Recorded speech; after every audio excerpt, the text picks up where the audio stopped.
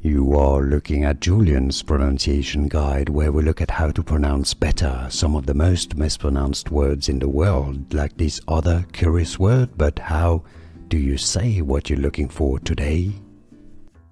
Let's learn how to pronounce those words. They may look that they should be pronounced a bit differently, but they have very different meanings, so it's important that you know how to pronounce them correctly, the correct pronunciations for each of them.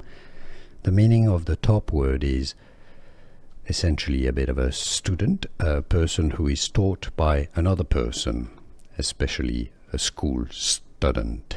It's pronounced as pupil, pupil, pupil.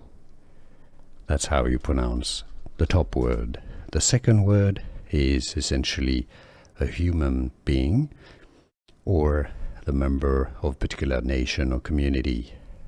It's pronounced as people, people. Essentially the second syllables of each of those words are similar, po, but the first syllables are different.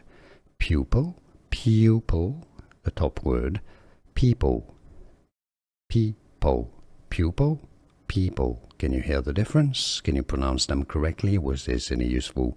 Let us know in the comments.